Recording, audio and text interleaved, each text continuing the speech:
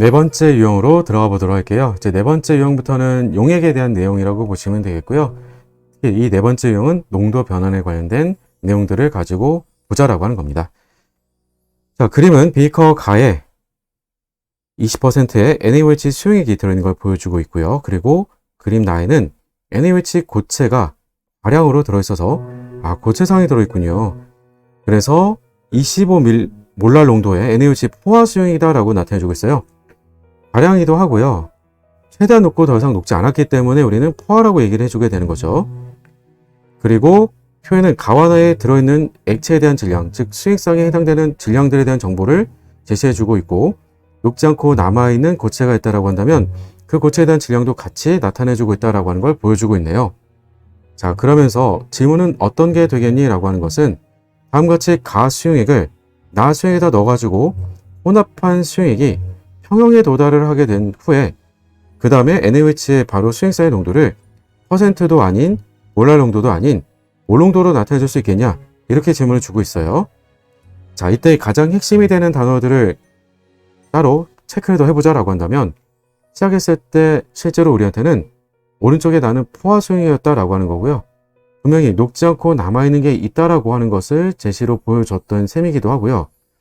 그럼에도 불구하고 또 한 가지는 서로 혼합을 해준 이후에도 우리가 그냥 혼합했다가 아니라 그래서 평상태에 도달을 했다라고 얘기해주고 있으므로, 이 말은 최대한 녹되 녹지 않고 남아있는 게 있을 수 있겠구나 라고 하는 것을 의미를 하겠죠. 그러면 우리한테는 정작 필요했던 농도에 대한 정보라고 하는 것들이 굳이 퍼센트를 또 바꿔가면서 문제를 풀 게 아니라 몰랄 농도라고 하는 것을 그대로 몰농도로 바꿔만 주면 되겠죠. 그럼 이 말에 대한 표현들이 뭐가 될지를 한번 따져보도록 할게요. 즉 25몰랄 농도라고 하는 것은 25몰에 NaOH가 녹아져 있어요.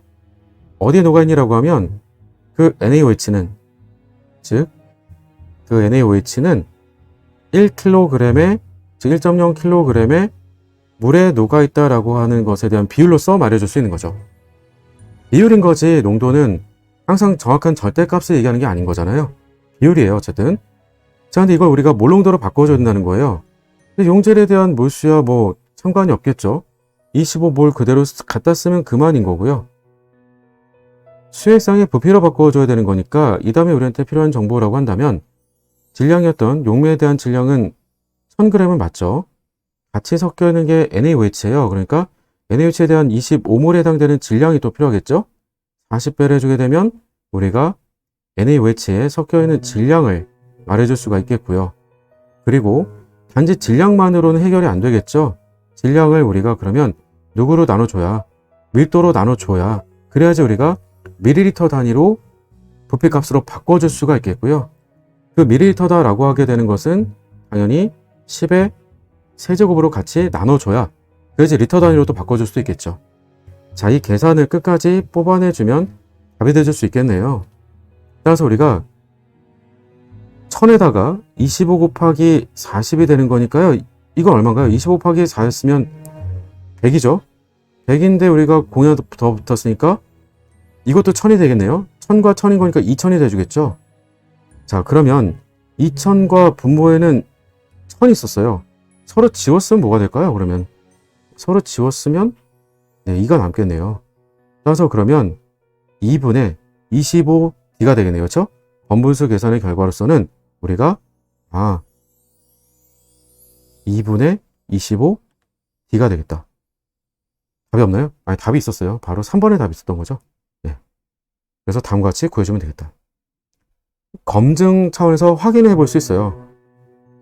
지금 무슨 말이야? 라고 하면 우리한테 오른쪽에 나 수용을 가지고 보게 되면 25몰랄 농도는 결국 물 1000g당 NaOH 1000g이 섞여 있게 돼요. 따라서 나에서 보여주고 있었던 바대로 나의 수용액이 400g이라고 제시를 해줄 수 있었던 근거, 이유는 뭐니라고 하면 물이 200g이에요. 200g이고 우리가 NaOH가 섞여 있게 되는, 물에다가 섞여 있게 되는 NaOH에 대한 최대 질량은 200g까지 섞일 수 있다고 얘기했던 거였어요. 그럼 위에 우리가 20%짜리 가수액에 대한 정보는 어떻게 섞여 있었던 거니? 라고 하면 토탈이 250g이잖아요. 이 말도 마찬가지예요. 물에 해당되는 질량은 200g이 돼주겠고 비율이 우리한테는 토탈 해서 20%라고 얘기했던 거니까 그러면 0.1을 259g에서 보게 되면 알겠지만 50g에 해당되는 NaOH가 녹아 있었다라고 하는 것을 얘기해 줬던 셈이 되겠죠. 그런데 두 개를 혼합을 하잖아요. 그러면 덕분에 용매에 해당되는 토탈에 대한 질량이 얼마로 바뀌는 거니? 라고 하는 게 200과 200이 더해진 거니까 400으로 늘어요. 그럼 400으로 늘게 되면 400g당 그러면 우리가 얼마까지 최대한 녹을 수 있어? 라고 하면 그러면 최대한 녹을 수 있는 질량은 NaOH가 400g까지는 녹을 수 있다라고 하는 것을 말해주면 되겠다라고 하는 건데 이미 들었었던 질량은 200g이 됐었던 거고요. 그리고 이미 들어서 녹았었던 거 50g이 있었다라고 한 거예요.